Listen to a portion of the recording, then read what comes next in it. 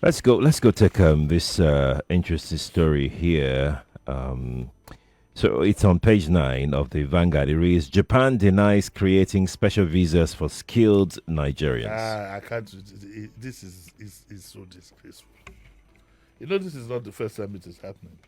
Every time the president, remember, it happened in Dubai. Kai, kai, kai, kai, kai, kai. Ladies and gentlemen, in case you don't know what is happening, let me tell you the kind of country we live in.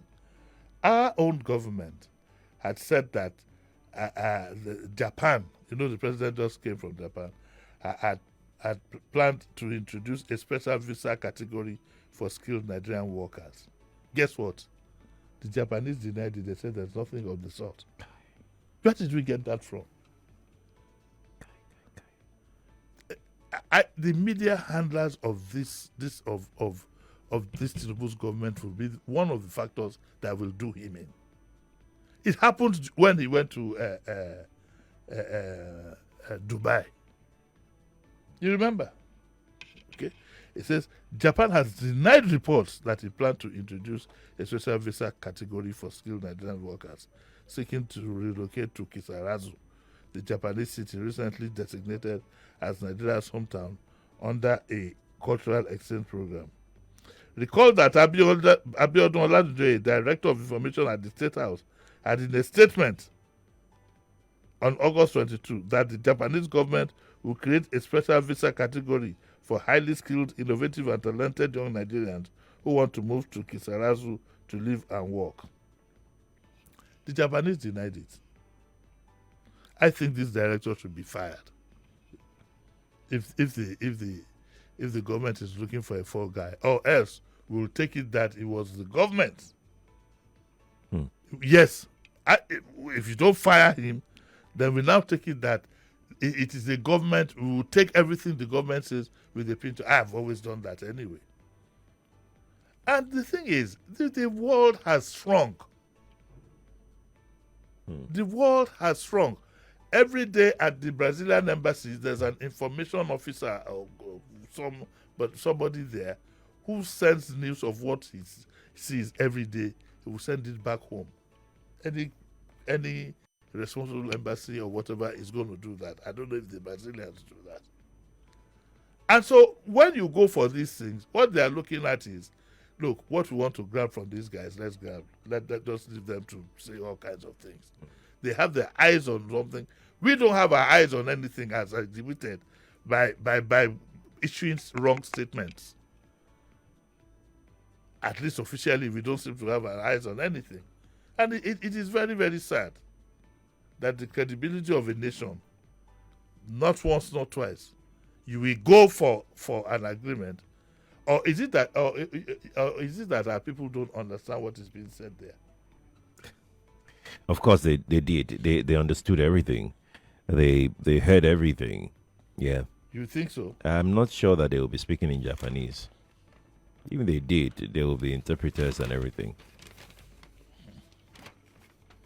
Well, we await the federal government's response to this embarrassment. But it's one embarrassment. This guy humiliating, actually. Very, very humiliating.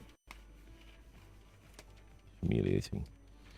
Let's go to page 10, Vanguard. Awujale's tool, Ogun government constitutes 11-man body in Ijebu. Yes, okay, this is just because most people are anxious.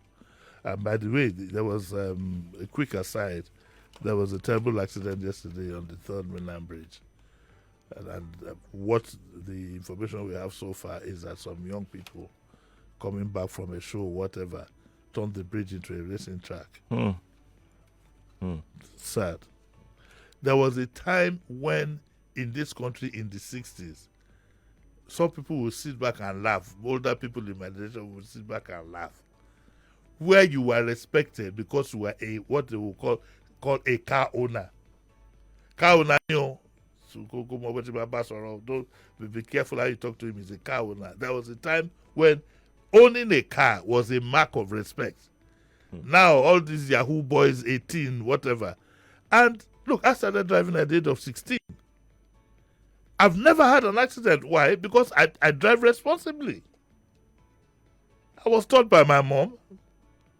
and I drive responsibly.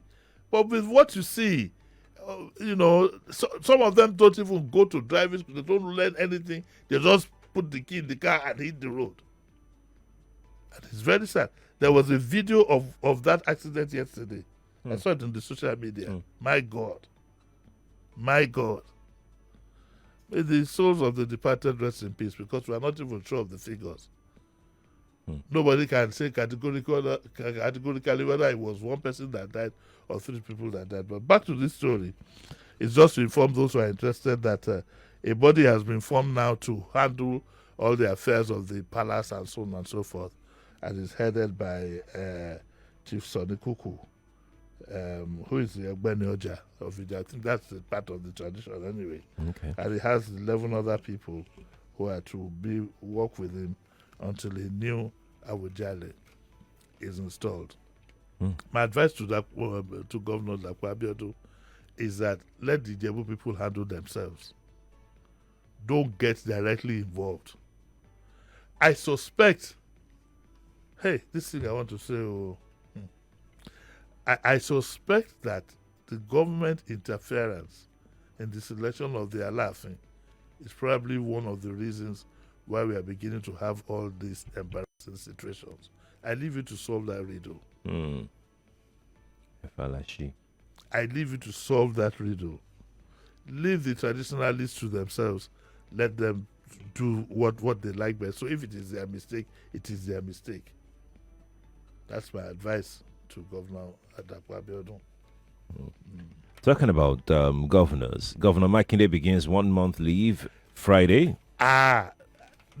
Is on record as being the first governor I will know who has decided. So who has not gone on leave for the my good Aburo, the deputy governor, hasn't even had a feel of what it is to be a governor. And I think it is wrong. I think we should put it in the constitution that a governor must hand over. He must go on leave. How do you work? Sanwo-Olu has been working supposedly 6 years at a stretch. We must preserve his life because we might need him higher up. As a rule, go on leave. Go and rest. I'm glad I don't think this is the first time that Makinde is doing this. So what he has done is going on a 1 month leave, and he has transmitted power to his deputy governor. So all his aides and whatever should go on their leave, and that he will come back refreshed. I think other governors should do so likewise. And I beg Oga Edekia Bromino, let him